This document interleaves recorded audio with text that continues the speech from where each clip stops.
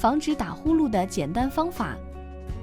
如文医生特邀专家全芳，西安交通大学第一附属医院耳鼻咽喉头颈外科主任医师。我们可以做一些简单的一些治疗的办法。我们第一方面就讲的是我们生活上的治疗的办法，就是讲要减肥，要多运动，那么就是我们平常说的管住嘴，迈开腿这样的一个情况。第二个生活方面需要注意的就是要戒烟戒酒。那么就是烟酒对我们这个上气道的黏膜的刺激是比较厉害的，所以戒烟戒酒这样也有利于我们这个鼾症的一个治疗。那么第三方面就是睡眠前呢，这个时间呢，不建议大家喝酒或者吃一些药物，比如说吃一些治疗失眠的药物，因为这些可能会加重我们睡眠的周期的一个改变，可能会加重我们的鼾症。那么在以上的情况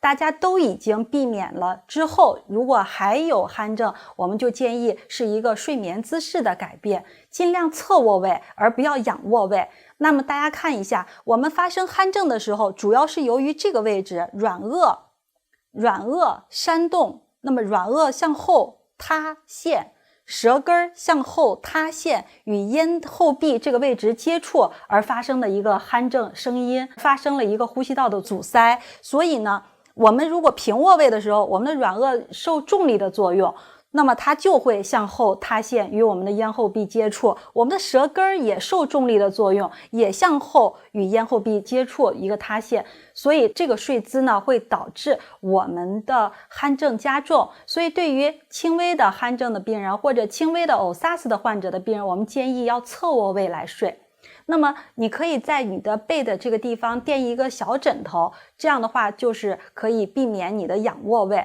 如果我们还有一个叫睡眠睡姿矫正球，就是说在这个病人的胸口这个位置有一个带子，在后背有一个硬的睡眠的一个球。那么当患者仰卧位的时候，那你的背后面有一个圆形的球硌着你，你肯定不舒服，所以你可能就会调整你的睡姿，变成左侧卧位或者右侧卧位。所以这是我们治疗鼾症的一些基本的方法。